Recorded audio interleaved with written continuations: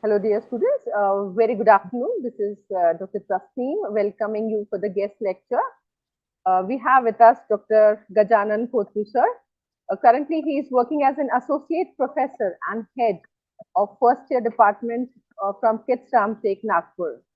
And he is having an extensive teaching experience of around 27 years. And he is an approved faculty by RTMNU for UG and PG, and he's also been designated as research guide and supervisor by RTMND. He has published number of research papers in various journals of repute and presented many papers at national and international conference, and has attended several STTP's workshop, FDP's curriculum development program, so on and so forth. He is a self-motivated person and who has successfully completed few R&D projects sponsored by GOI and NGOI. His research work basically includes kinetic and mechanistic studies of saponification of industrially important esters and impact of air pollutant on environment in ambient air conditions, which is an interdisciplinary research.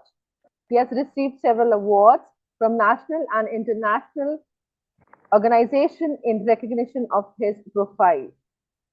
Indeed, very much happy and proud to share that he has also been conferred with D.Lit from Ashcroft University in London, and he has carried out his research PhD work under the able guidance of State Professor and Head B.M. Rao sir from Department of Chemistry, VNIT Nagpur, and he was been awarded by PhD in the year 2003. In addition to the above, he has done his UG and PG from Osmania University and MPhil from HCU in the year 1995. And he has been invited as speaker for various talks at international and national levels in STTP's conferences and so on and so forth. So dear student, without wasting much of your time, I'm just taking you to the guest lecture by Gajanan sir. Over to you, sir. Thank you, ma'am. Good afternoon, every one of you. And my sincere thanks to the management, Anjuman College of Engineering, the principal, and very special thanks to Dr. Tasmin Khan, ma'am, for inviting me to deliver my presentation on the thermodynamic functions and corrosion of metals. Thank you, ma'am. Thank you for introducing me to your beloved students. Getting my voice, everyone? Hello? Hello? Yes, sir. Your All voice of is you audible. able to, ma'am, getting my voice? Yes, sir, you're audible. Yeah, thanks a lot for introducing me to your beloved students, and good afternoon, every one of you. Hi to all. Hello. Yeah, my topics is thermodynamic functions and corrosion of metals. Let us go for the corrosion of metals first of all. In this topic, we are going to discuss what is basically corrosion is, and why corrosion takes place and how corrosion takes place, piling Budworth rule, and we also discuss some examples regarding the corrosion.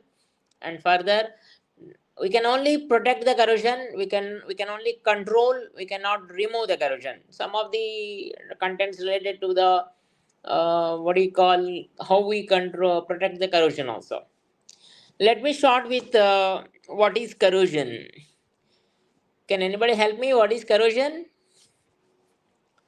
Most of the times we under impression that corrosion is rusting of iron. It's a common meaning of the corrosion. But not simply rusting of iron is corrosion. Corrosion is beyond that.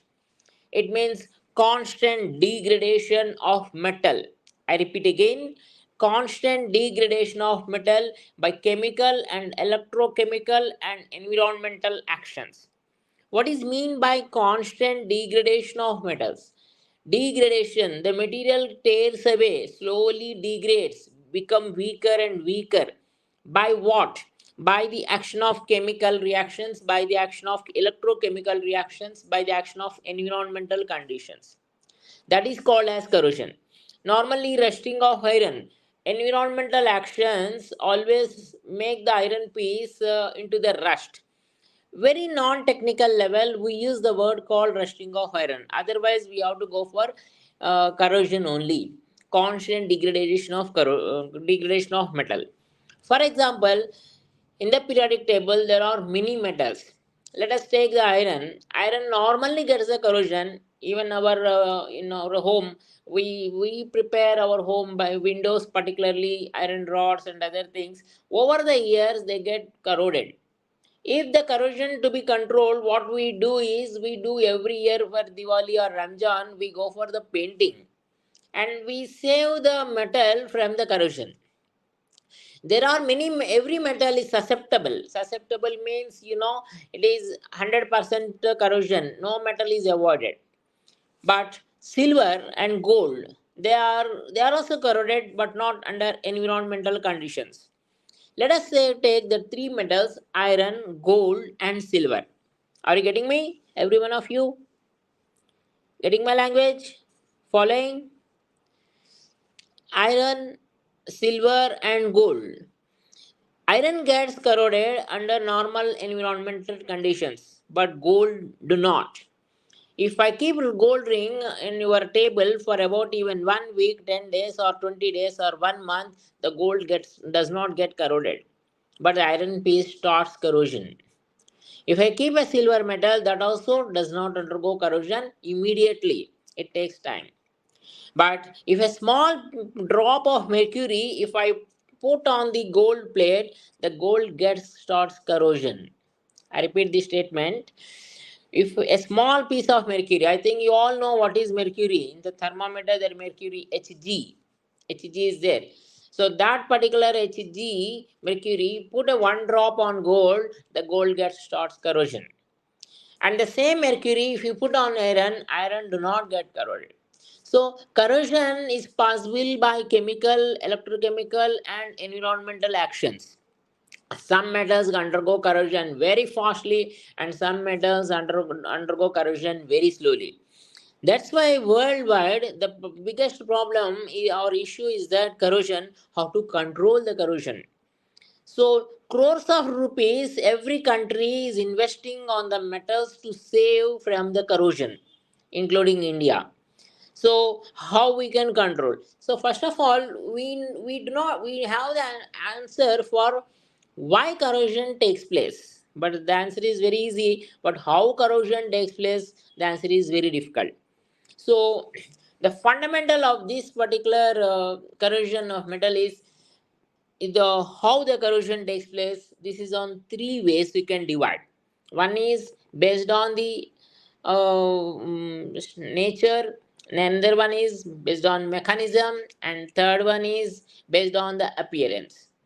So first you take the nature, whether you are working in a dry condition or wet condition, the corrosion is possible in both the ways, dry condition and as well as wet condition. Mechanism, the direct attack of the metal by environmental gases or action, or indirect attack. Another point is that appearance of the metal, the corrosion may be uniformly corroded, gets the metal may be uniformly corroded, or the metal may be non-uniformly also corroded. These are the three ways. First I repeat again, the nature, again the mechanism, and third one is the appearance. These three are basic answer to the how the corrosion takes place. So hope everybody getting my voice. Hello? Yeah. So these three are the basic things how corrosion takes place. Let us go in the first step. Nature of corrosion. Nature of corrosion, there are dry countries, there are wet countries. In both the type of countries, the corrosion of the metals is possible. In fact, it is a wet countries, they are investing, like European countries, US countries, they are investing more crores of rupees on to control the corrosion and to save the metals. And India, particularly, is a dry country. We are also putting crores of rupees, but lesser than comparatively the wet. So dry and wet, both the types of conditions are always feasible for the corrosion. When you talk of about mechanism, whether the mechanism is a dry a direct mechanism or indirect mechanism. Direct mechanism is also called as a chemical compound mechanism. Indirect mechanism is called as electrochemical mechanism. Again, in that chemical metallurgical industry and normal conditions, in both the ways the corrosion takes place. Appearance, when you have a metal, whether the corrosion starting from inside out of the metal or outside to inside the metal, so it means say the corrosion sometimes may be uniform around the metal, and corrosion sometimes may be non-uniform around the metal. So let us discuss the a compound theory or chemical theory. So just like I said, as you are able to see on the screen, the constant or gradual disintegration, degradation of the metal is called corrosion. Let us go for the chemical corrosion. This is the definition I have given, and this is the example as the screen is there. Iron, rusting of iron, and gold. Gold is an aram, it is a metal. It does not get corroded under normal temperature, but if you add 1 drop of mercury, gold gets corroded, and but iron does not. So these are the examples I have given. Even if you go for the silver, silver also gets corroded, but very slowly. Now we look into the, ma'am, another slide. Chemical corrosion, this is example I have given how corrosion takes place. Yeah, process of corrosion, how corrosion takes place in this nature, dry and wet mechanism I have explained, direct attack and indirect attack, and the appearance uniform and non-uniform. Next slide please. In the next slide we discuss this is theories of corrosion. In the theories of corrosion, direct, chemical, or dry theory. Electrochemical theory, rusting of iron is the most common. We don't discuss that at the engineering level. We go for the wet or chemical, electrochemical corrosion. Let us start with the dry oblique chemical or um, direct corrosion. Let us assume there is a metal. In according to the dry or chemical theory, let us assume there is a metal. That metal is after few days it absorbs the environmental gases, and thereby it forms a layer. It forms corresponding oxide. Let us say M plus O2, MO. MO is a metal oxide, M is a metal, and environmental oxygen attacks on the metal, it forms MO. If this particular MO, that is called oxide layer, this oxide layer, M is the metal, O is the oxygen environment, MO, metal oxide. This is called metal oxide. If this metal oxide is protective, further attack of the gases in the environment is prevented. If this metal oxide is not protective, then further attack of the gases takes place and the corrosion is serious. I repeat this important point. Let us assume M is a metal attacked by the oxygen atom, it forms MO. MO is nothing but metal oxide. The metal oxide, if it is protective, it does not allow further attack of the gases. Then the corrosion is not serious. If this metal oxide is not protective in the sense stable, not stable, is not protective, then further attack of the gases takes place, then corrosion is serious. Most of the times, depending upon the stability and protective nature of the metal oxide, the strength of the seriousness of the corrosion is calculated. If the corrosion is serious, then you are required to take utmost care about how to save the metal. See, remember, corrosion is a permanent problem at the industry. We can only control, we can only prevent, but we cannot remove. You can control only when the corrosion not entered. Before entering into the metal only you have to control. Once the corrosion enters into the metal, it is very difficult to control. So our efforts are always towards the corrosion, not to allow into the metal. So that's why when atmospheric gases attacking the metal, continuously, we have to see what is the protective nature of the metal oxide. If the metal oxide is protective, then that depends on the metal you have chosen: iron, aram, silver, zinc, copper, and so on. So, if it is protective, then the corrosion is not serious. If it is not protective, you have to go for the methods how to protect the metal from the corrosion. So this is what actually happens in the examples in the many ways. Even the hydrogen, H2S gas, hydrogen, and even the you call by the attack maybe by chlorine. Then on the metal like silver, there are many examples. You can go on. Silver with chlorine, and even iron with chlorine, and even H2S also, and even with the hydrogen gas also, with oxygen also, the metals normally. This type of corrosion is the most common one, where the gases attack the metal directly, hence it is called direct mechanism. Takes place in dry condition, hence it is called a dry corrosion. And this is a compound corrosion also, chemical theory or compound theory also, because metal forms with oxygen, metal forms with chlorine, metal forms with reacts with some oxygen, chlorine, H2S, and forms a corresponding compound. Hence it is called chemical compound theory. So by the name itself, in the direct dry condition and direct attack and formation of the compound metal oxide, hence it is called a direct or metal oxide corrosion. We now go for the next part of the electrochemical corrosion. In the case of electrochemical corrosion, I think, madam, next slide. I'll come to the piling Butterworth rules afterwards. In the case of the electrochemical or wet corrosion, or you can say indirect. See, in the case of direct, atmospheric gases attacks the metal, that is called direct, and compound is formed metal oxide. But in the case of electrochemical, this is particularly depends on galvanic cell. In the case of the galvanic cell, imagine there is an electrode is dipped in the electrolyte, there is a cathode and there is a anode.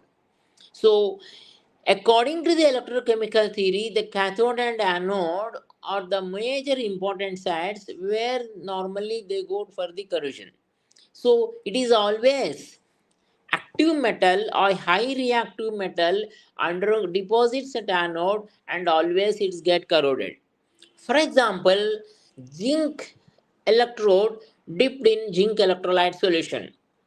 After the electrolysis process, electrochemical reaction process, zinc gives zinc 2 plus 2 electrons, oxidation takes place, and those electrons are absorbed by hydrogen ion, then hydrogen forms. Among the zinc and hydrogen, zinc is more reactive. As per the electrochemical theory, the zinc deposit at anode.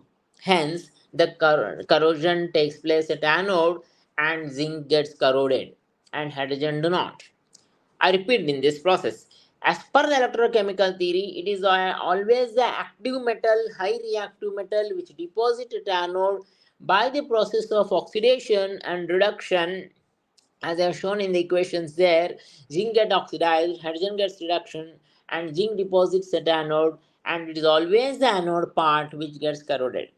This particular electrochemical theory is called wet theory because it is taking place under the wet conditions. Normally, metallurgical processes, electrochemical industry, battery technology industry, where the continuous electrochemical reactions takes place, under such conditions, this particular process type of corrosion takes place.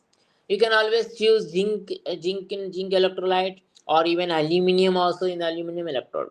But the intensity of the corrosion depends on the potential difference between the cathode and anode, and how much extent the metal is reactive. And when it deposits at anode, it is the anodic part which normally gets corroded. So this is unavoidable. We cannot avoid it, corrosion, because industrial work is continuous a process. It is a continuous process. We cannot avoid it. Hence, what when you are doing for the protection process, you have to protect the anode side from the corrosion. Then the metal is safe and you can continue your electrochemical reactions. I hope that all of you getting my voice clearly, are able to get it. Now there are certain examples for the corrosion, like waterline corrosion, pit corrosion, intergranular corrosion, and stress corrosion. Let us go for a simple example, waterline corrosion. So most of you might have seen the swimming pool process. The water is continuously flow, and the people get swum and they move away, and then the water is again recirculated. The bottom portion of the water which stay long time in the swim, that's normally convert into the water converts into greenish, then starts the corrosion process. Actually, the waterline corrosion, you see here, take a water in this and cathode and anode. When you go for the anodic part, the inside part where the oxygen less concentration and oxygen is more concentration, the inside part of the water surface or level below the water surface where oxygen is less, that part is corroded.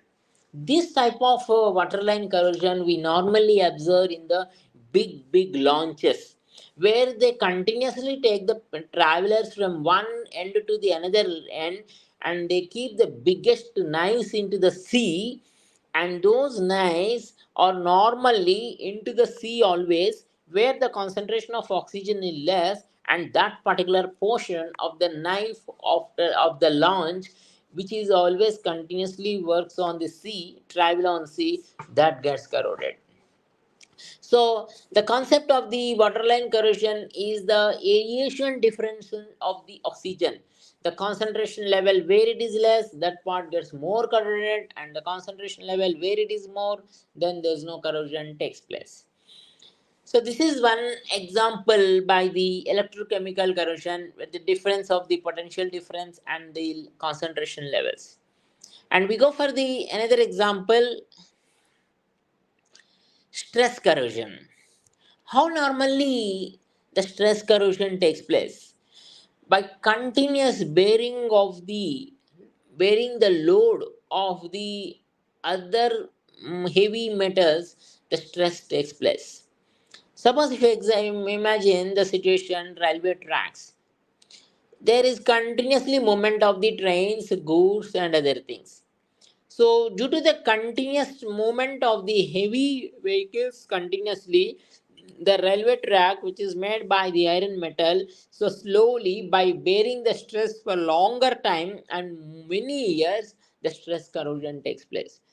This is, for example, in our home. Suppose if we keep our material or even our containers over the top roof for the over for some time, and we have not touched it for some years or some months, and the containers are one over the another, it is kept.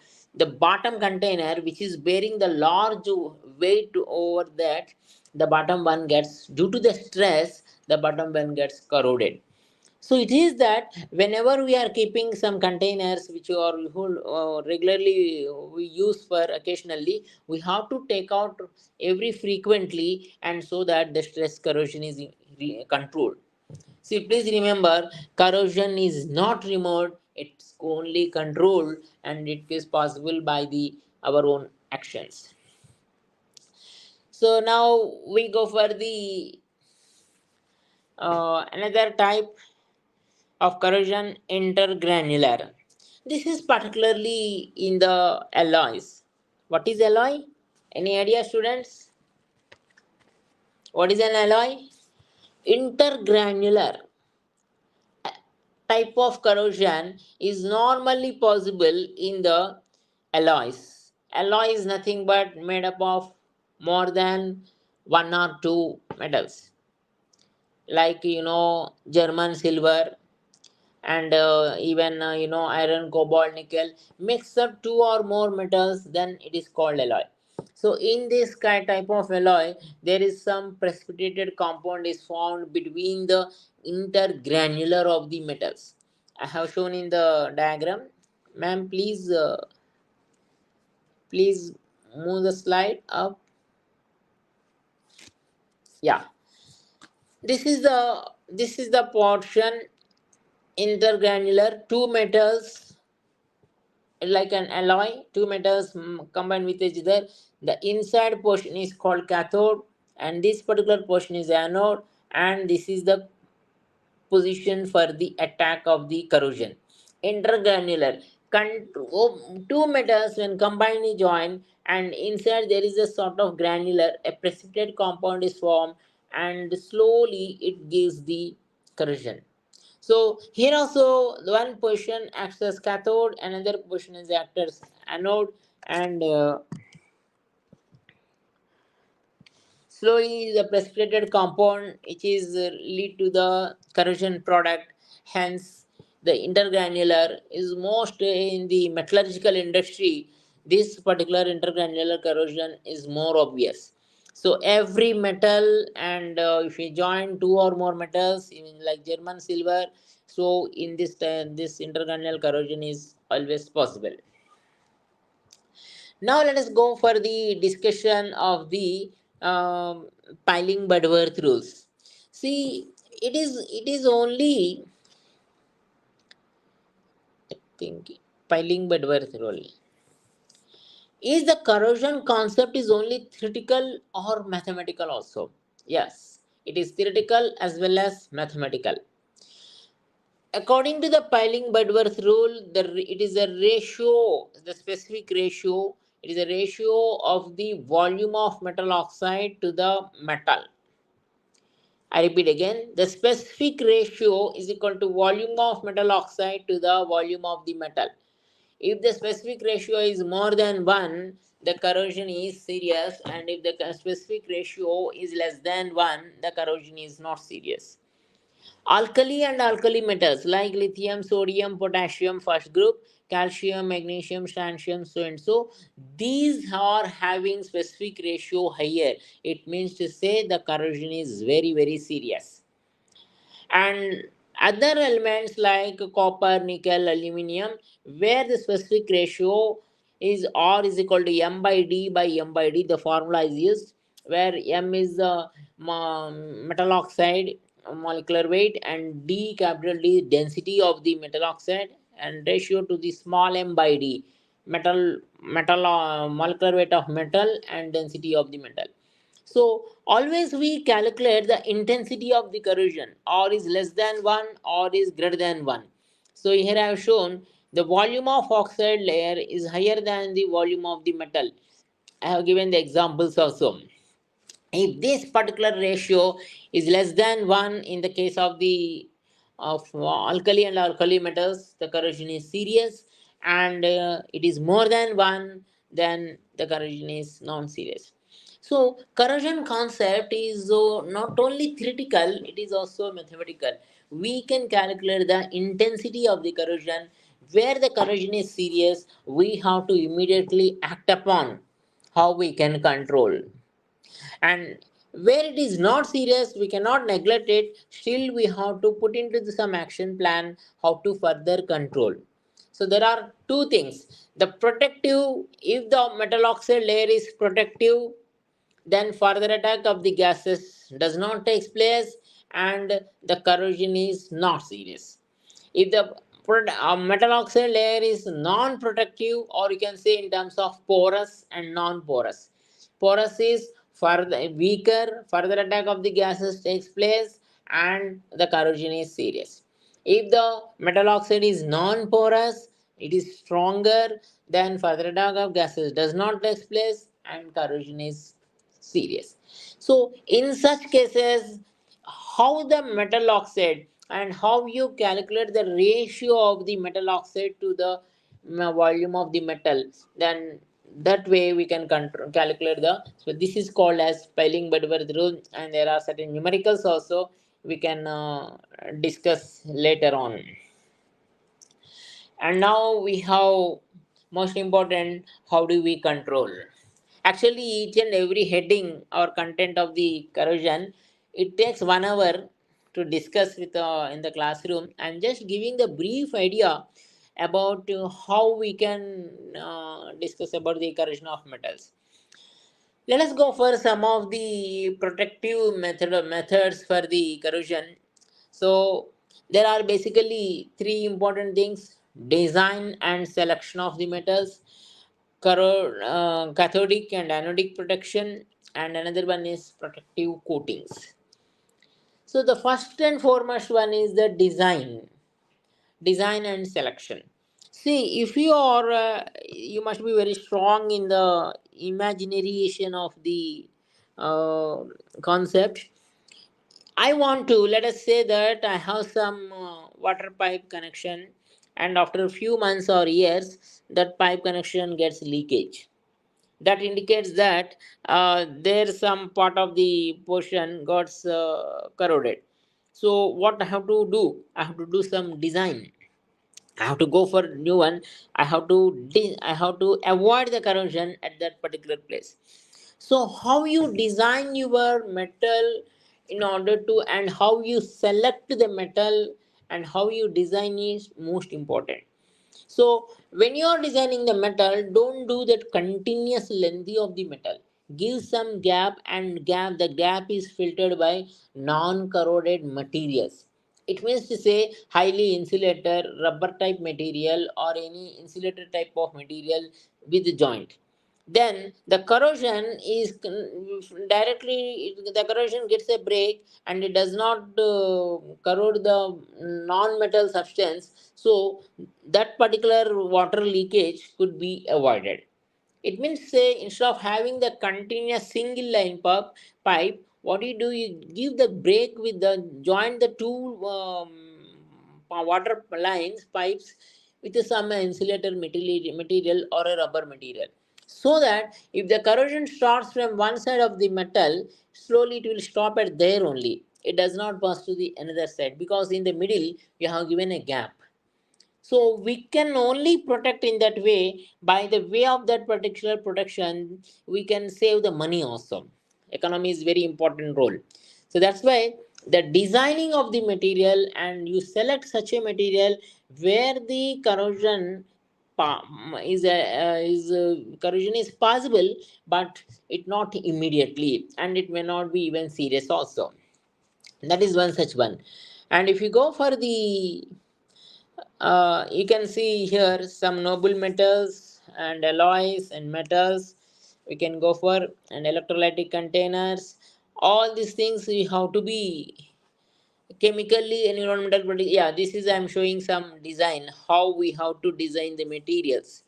So this way, if you go for, we can avoid the corrosion. I've shown you the arrow mark, we can avoid the corrosion. We have given a break with this, and where the two metals skin body. This is another design where we can avoid. See, we can only control, we can only try to save the metal. But once the corrosion, suppose if this piece gets, this metal gets totally corroded, we can save this one. So here, instead of going a dire continuous process, we have given a gap, and this is a way of designing. And there is another portion also I have shown how we can design. So like that, you continuously go on designing. Select different types of materials and design them. So keep some insulator materials or some rubber materials or some protective materials, so we can save this particular process is most common by the civil workers and municipal corporation of Nagpur or Hyderabad, whatever it may be. So they try to save because every metal is very costly. They purchase with a very lot of investing of money. If that gets corroded, then our processes will be very difficult.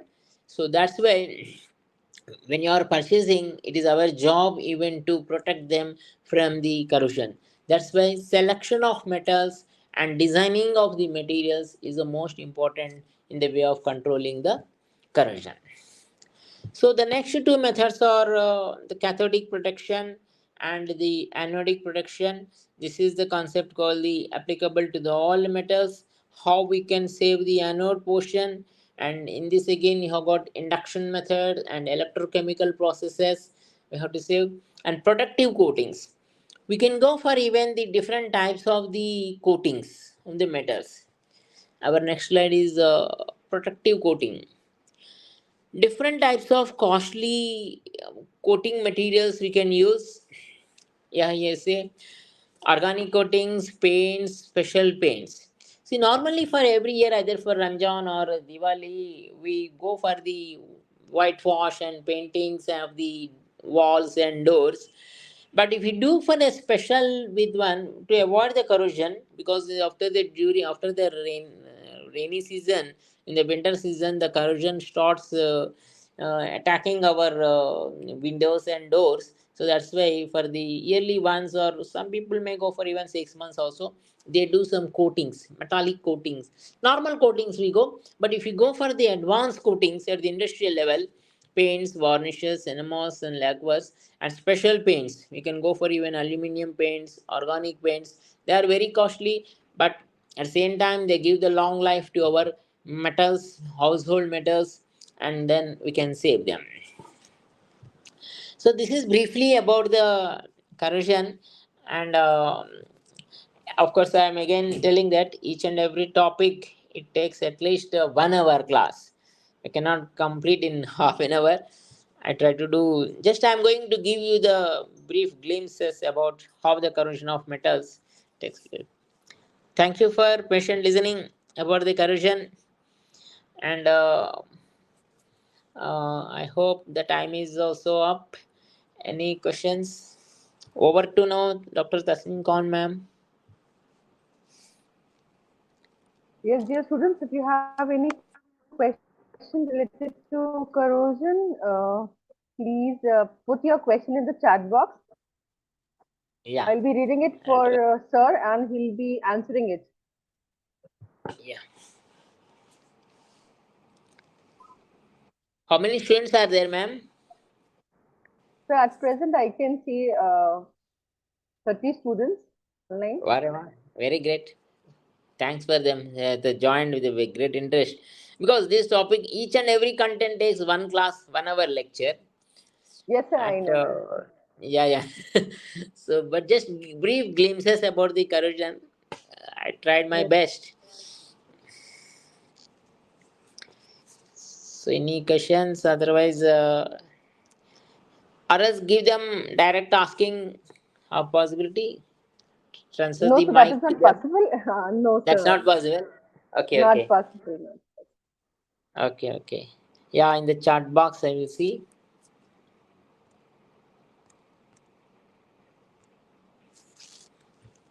What are the factors which influence corrosion? Yes, Naju. Yeah, the factors which influence the corrosion, nature of metal, and environment. I am answering to the what are the factors which influence the corrosion. There are broadly, this is one entire special lecture. There are broadly two categories. One is the nature of metal, another one is the environment. Under nature of metal, so we have even piling Butterworth rule also. Nature of metal oxide and volume of the metal and metal oxide. Environmental conditions, we have temperature, pressure, and even at dry conditions and wet conditions.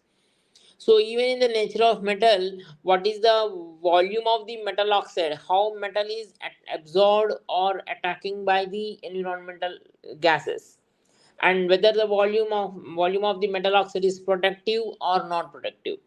So based on out of the various factors, it is the nature of metal oxide is the most important factor under the corrosion.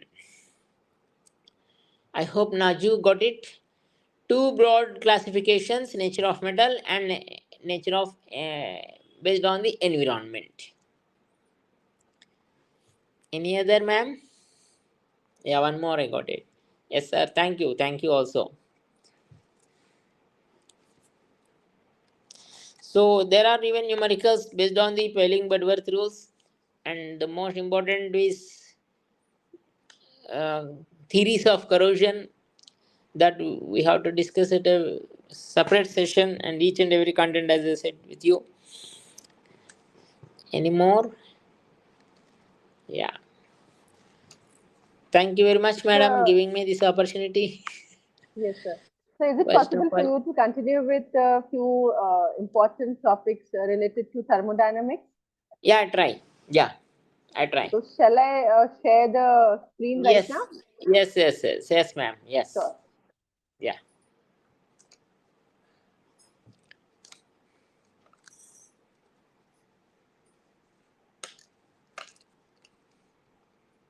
yeah. So in the thermodynamics functions, thermo. Let us go for the word meaning exactly. My next session content is thermodynamic functions. Thermo means heat, dynamic moves, movement, transfer. Heat moves from one form to the other. Different types of heat energy, this is called. As you all know, energy is neither created nor destroyed, but energy can be converted into one form to the other.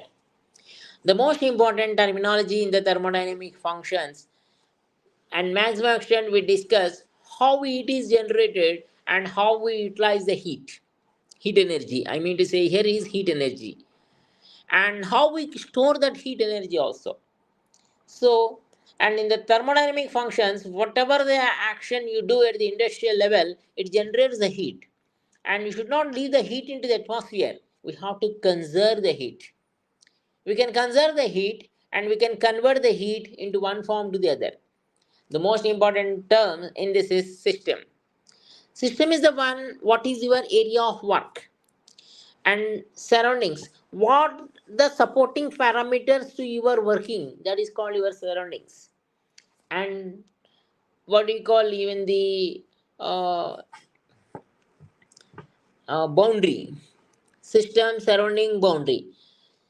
Boundary is the one the maximum area which we cannot region that will influence on the system and surroundings.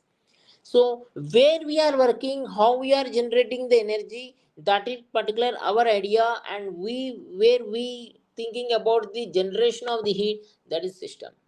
And what are the factors which are supporting to us and around our system is called surroundings.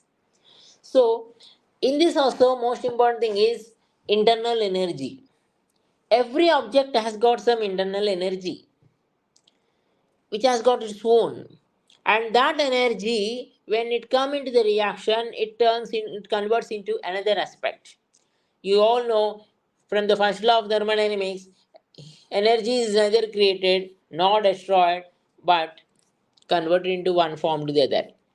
And when internal energy, every object, every reaction has got some internal energy, and that energy when put into the action, energy gets. And another we can also say enthalpy. Internal energy and enthalpy.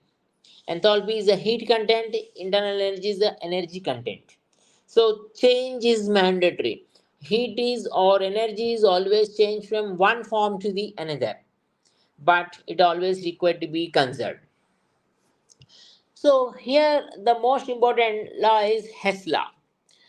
The Hess law is stated that constant heat of summation. Let us say that if you want to generate the heat from some chemical reaction, whatever the energy generates in single step, whatever the energy generates in single step, here I have given first law and second law. First law is the conversion of heat from the both the sides into the other forms. And second law, direction of energy changes released under the given condition. Second law has got many interpretations in terms of entropy, in terms of the energy also. But here we are going just based on the energy. So Hess law states that constant heat of summation. If carbon plus oxygen giving some x moles of x kilocalories per mole of energy, the same reaction if you do it multiple steps, then whatever the multiple steps gives the energy is equal to the main energy also. For example, carbon plus oxygen giving you carbon dioxide x kilocalories per energy, carbon plus half oxygen giving you carbon monoxide, let us say some w kilocalories per mole. Then carbon monoxide plus oxygen giving you again carbon dioxide. Let us say if we combine the equation carbon monoxide formation and carbon dioxide formation, then the total energy is same. Hess law is constant heat of summation. Whether you do a chemical reaction to generate the energy in one step or multiple steps, the overall energy is same. Such as processes sometimes is also called as state functions. What state function is? It depends only on the initial and final, and it does not depend on the path. If a reaction starts from A to Z, it depends only on the initial and final steps, but not in the middle steps. That is called state function. And there are different types of the systems: isolated system, closed system, and even many types are there. And even the processes: isothermal, where temperature is uniform; isobaric, process temperature constant; isochoric, volume is constant; and A plus B to C plus D, the equilibrium thermodynamics is in reversible direction. This is also constant. So here the most important aspect is numericals based on the second law of thermodynamics. H is equal to E plus PV. So I'm not here going for the detail, but I'm going to tell you about the reversible system. A change from one state to another through a number of steps. This is equilibrium process. So such types are, an example I'm showing here: volume and tank and Daniel cell and galvanic cell, conversion of chemical energy into the electrical energy, that particularly in the Daniel cell it takes place. Here the most another important content is your entropy calculations and irreversible process. That is for the reversible process, this is for the irreversible process. The surroundings and the sudden changes and are related to their state. This is what I said: system from A to B, it, it does not depend on the path followed. And there are some different processes: spontaneous process and non-spontaneous process. Some chemical reactions and energy changes takes place on their own. They need not require any backup. That's called spontaneous process, a direction process. Some of them are non-spontaneous, and they require some sort of intuition, non-spontaneous. So Gibbs Helmholtz equation we also use for the calculation of equilibrium constant, and the another if H is equal to E plus PV calculations, and this is the first law. So you are able to see here heat, work, and energy. Heat capacity, we have got numericals even on heat capacity. Heat follows from higher to lower, energy is transferred. Please move, madam. Next slide. Heat capacity, quantity of heat required to rise the temperature. There you have got problems. Heat capacity, madam. Heat capacity. This is mathematical expressions. Go, please scroll down. Yeah. Quantity of heat required to rise the temperature from a of a body by 1 degree, an extensive property. So you have got numericals even based on this heat capacity. This I have already covered, first law of thermodynamics. So when you do the reaction, 1 degree rise of temperature is normally takes place, and that is an extensive property. There are two kinds of properties: extensive and intensive properties. When the difference of temperature rise takes place, that is an extensive. This is already explained first law. Next slide means this: unless we do the mathematical problem expressions and solve the problems, we cannot explain like a complete theoretical aspect. Ma'am, next slide. This is already I explained: law of conservation of energy, or energy is neither created nor destroyed, but it could be converted from one form to the other. Or total energy of the system and surroundings is always constant. These are the various interpretations of first law of thermodynamics. There are very simple: every system contains some internal energy. So mathematically, Q is equal to E plus W. Q is the heat, Delta E is change in the energy, internal energy, work done. So if you bring the change in delta E is equal to Q minus W, and finally we can go for Q is equal to W. So this particular topic is we have to solve the derivations as well as we have to do the numericals. Then only the topic will be very useful. Otherwise, you need to focus on first law, second law, Gibbs Elmont equation for the calculation process. So you can have my notes also. Enthalpy, heat change, open system. Next slide means, yeah, this is the equation where delta E is equal to delta Q minus P delta V, and delta E volume is change of volume is 0, then delta E is equal to delta Q. Change in the energy is equal to the change in the Q. Next slide means, this is H is equal to E plus P, or enthalpy wise. H2 minus H1 difference in the enthalpy, E2 minus E1 difference in the energy. And if you go and solve the mathematical expressions and derivation part, you can finally arrive at delta H is equal to, ma'am, up the slide, is equal to E plus delta E plus Q. So this is all mathematical expression, and we have to directly solve on the board and explain you. So simply you may not be able to follow. Next slide means, next. I think I have done one numeric derivation part. Next, madam. Yeah, applications. Coming to the applications of first law of thermodynamics, there are many.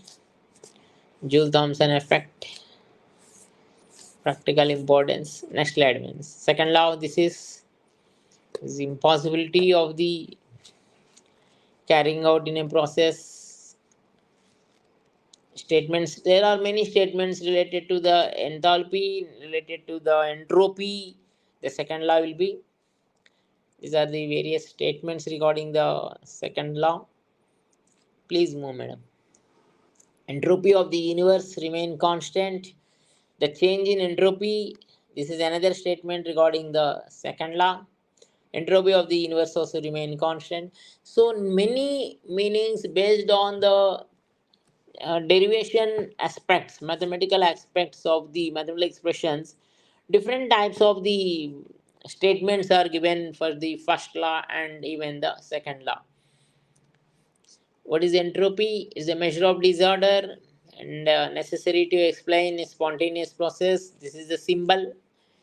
And delta S is entropy is a state function. Please, all of you, please note down. It depends only on the initial and final path. It does not depend on the how path is followed. So this is from my side in brief about the thermodynamics, and remaining slides you have got the numericals only. For the entropy in the reversible process, what it is, this is a mathematical expression. Entropy in the irreversible process, another mathematical expression is there. S1, S2 are the initial and final. Delta S is equal to 0, and here gives Helmholtz equation delta G is equal to delta H minus T delta S. Or we can also write for reversible reaction, for irreversible reaction. So these are very very important and difficult topics for presentation. Unless we use the blackboard, we may not able to justify. And thanks to the Khan madam for moving the slide, because these are the toughest topics of the thermodynamics. Just I have given the contents, headings, and mathematical expressions. Now the mic is over to Dr. Tasneem Khan, ma'am. Yes, dear students, do you have any Thank you very questions? much, madam, for giving me the opportunity, first of all, to you. It's indeed my pleasure that you have accepted the invitation and you have been the part of guest lecture. Thank And you. it's amazing, really amazing. You have explained both the topic in such simple and lucid language. Thank you so very much, sir. Thank you, ma'am. Thank you. But Dear students, if you full have test, any I question, you may accept. please post. I accept that I may not able to do full justification in the thermodynamics. That's So you have revised the whole unit here. yeah. Just only glimpses I have given, but thermodynamic topics it really required 7 lectures. I think you know Yes, well, I know, sir. Yes, because right from the introducing the terms and mathematical expressions, derivations, and different form of the equilibrium, reversible, irreversible. So just I have shown what the unit content is and how we yes. have to focus on. Any questions in the chat box? No, sir, I I try cannot my. see the question because Yeah, they must have got bored by this time. And nay, it's thermodynamics not the is. matter that you are bored. But the thing is, Uh, students doesn't like thermodynamics because it is bit yeah, of imagination. Yes, but it is also required, madam. Thermodynamics yes, is very much very required. Yes, important. Yeah, very much required. Where it is gone? yes, Right. sir. Okay, thank you so very much, sir. Ek minute, madam. I Thank have you to come from out from Department that. of Yeah. Science. Yes, I sir, have that to I'll do. have to say I'll do that, thanks sir. a lot, Thank you madam. so Thanks very for much. giving me the opportunity. Many Thank thanks you to so you, very much, sir. management and principal sir also. Thank you.